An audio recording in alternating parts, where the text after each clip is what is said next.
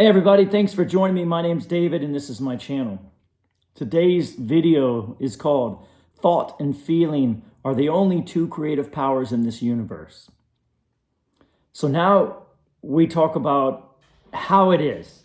Your thought and your feeling creates everything. The physical world itself is a projection.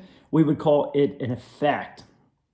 Now, in my experience, and what I would like to share is it's very, very important to understand the difference between an effect and a cause. The world itself, the physical manifested world, is an effect. Everything that comes in a physical way is an effect, but it does have a cause. So you cannot change an effect without changing its cause. Now that is your salvation. That's it. So let's say it one more time. You cannot change an effect without changing its cause. So that means you have to find the right order. So the world that comes in feels like it comes in with its own meaning. And that's where the ego gets us stuck. Because it tries to get us this idea of separation, an attack towards our effects changes the cause. Can you see that? So the more we understand, you have the effects that are the world coming back. They can come back in such a way that it will change your cause and cause you to feel and think a certain way, thereby delivering more and more and more of these effects. Now, this is where we get lost. Because from that perspective, we have plenty of proof and plenty of reinforcement to say, I should feel this way because of this, and I should feel this way because of this. You see, we're looking at the effects and changing our cause in the process. And this is what gets us stuck, because you cannot change the effects of your life, the manifested world, the creative world that you are indeed creating from within, without changing from within. So this is why I have learned, don't react to your life. Anytime you react or respond in a negative way, or anytime you see the effects that are coming into your life, the physical manifestation, see something missing, you change your cause. Now, why is it so important to keep that cause focused on love and connection and flow and joy and happiness? Because that's where your inner being is. Jesus said a really important thing. He said, of myself, I can do nothing. And then he said, where two or more are present, you will find me. What was he talking about? This idea of this one self that we are all a part of. I've learned our minds are joined, but we don't own this mind. We share the mind. You see, we share this mind of God, this holy mind, this Holy Spirit. You see, it's not something we own. We don't possess it. We share it. And when we align with that part of us, that holy, divine self, then we have access to all of creation, because our minds are all joined by this one mind. You see, that's what he meant. Of myself, I can do nothing, because we share that holy mind. Two or more are present, you will find me being that holy mind. We all share this beautiful, holy mind that we all align with from within. Not within our brain, that's just a receiver, but the bigger mind, the bigger energy, consciousness, whatever you want to call it, that we are. And that idea of understanding that when we align with that part, that is a cause in its own. In other words, that is a cause that never changes.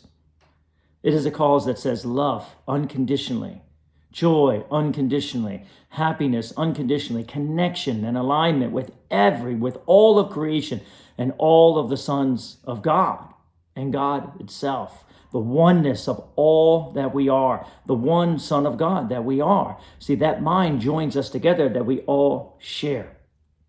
And that cause never changes. But this perspective, this individual perspective that we believe we are, so to speak, has its own cause and its own vibration too.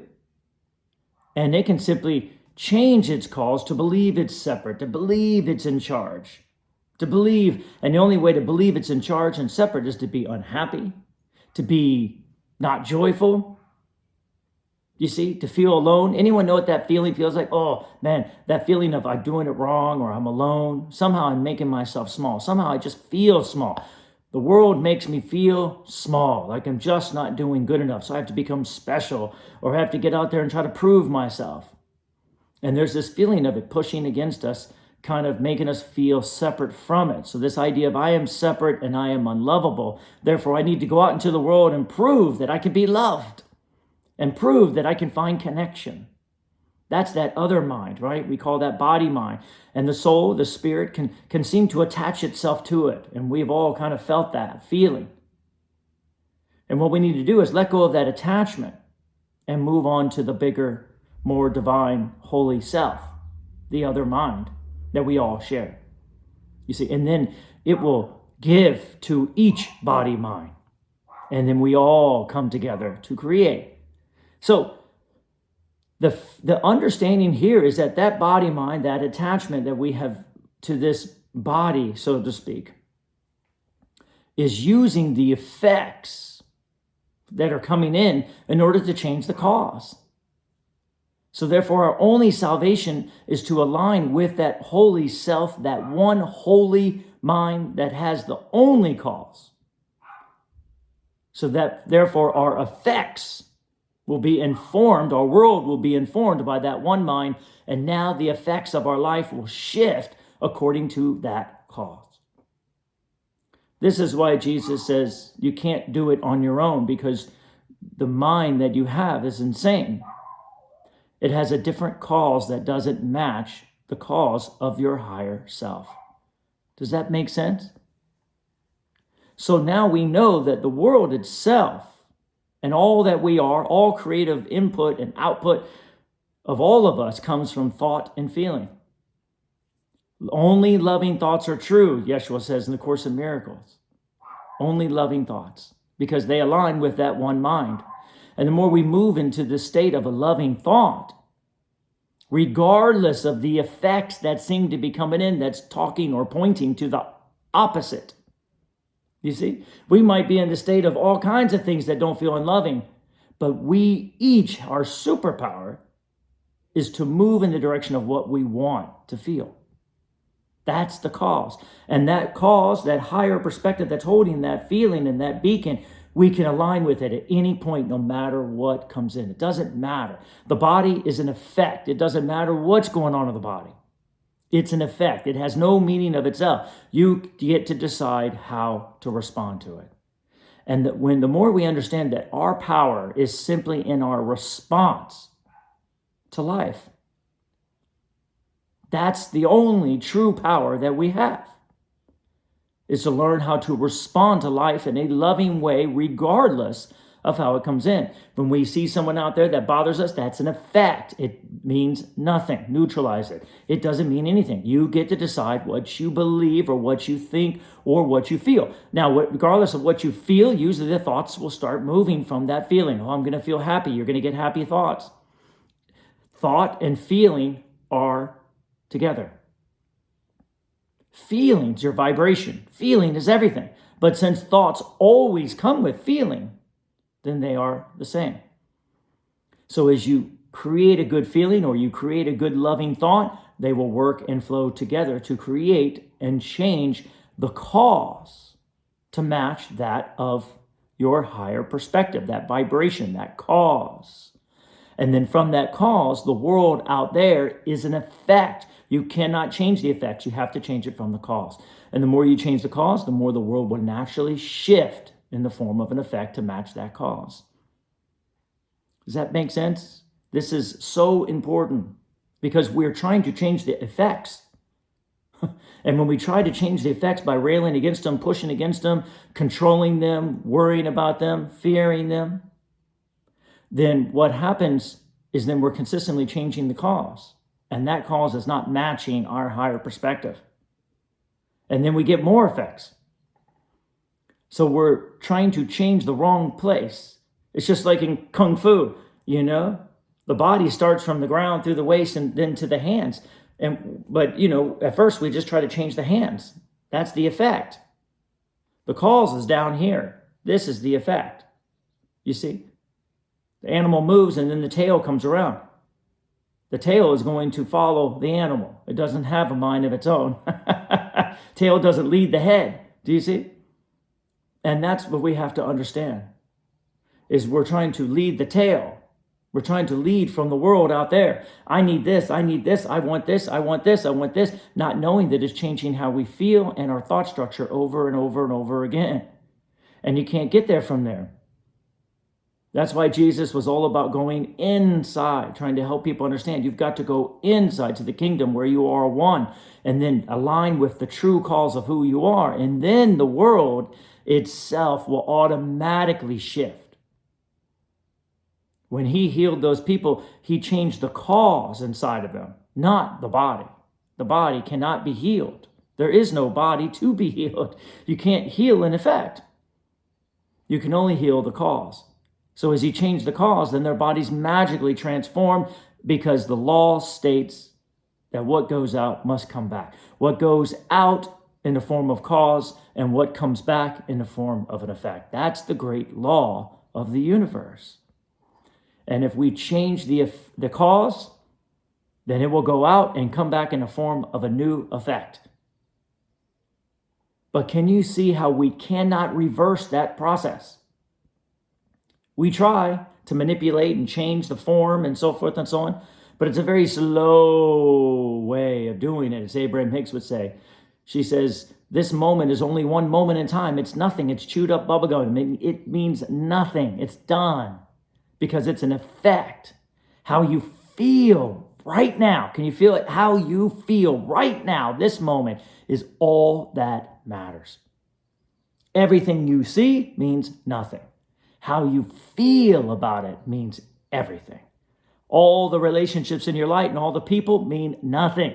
What they feel about you, how they see you, mean absolutely nothing. How you feel about them means everything. Can you see how that works? It means everything. How do you feel about your life? And you get to choose, regardless of what's coming in. But we cannot get there by trying to change the effects. And we certainly can't get there by trying to change the effects of other people. So the more you can see the effect and the cause a little bit separate, so you can say, that's an effect. I can't change that. It doesn't matter. But I can change how I feel about it, because that's the cause. And the more we stop going here trying to change this world through the effects, and we move back to the cause of who we really are, and we start realizing that not only can we change the cause, but we have another part of us, that one mind that we all belong to, that holy self that already has a cause. It's holding everything.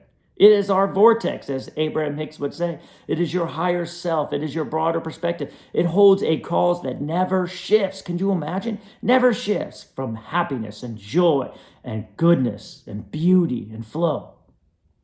And all we have to do to get there is to let go of the effects. That's the journey. That's why it's so tough, because these effects feel like they have something to them. But I can assure you, they have nothing that you can't give them right here, right now. And regardless of what's coming in, and regardless of what's coming in our body, even in the form of pain, suffering, I get it. We have to learn to hold tight to how we want to feel regardless. That's the trick. When you master the cause, you will master the effect. Take this with you. I hope this speaks to you. As always, it is up to you what you receive. It is my pleasure and my passion to share all the clarity that I have with anyone that will listen. So go forth and implement this into your life in any way that works for you. If you like this video, hit the like button. Otherwise, subscribe. And as always, my unconditional love and appreciation to all of you.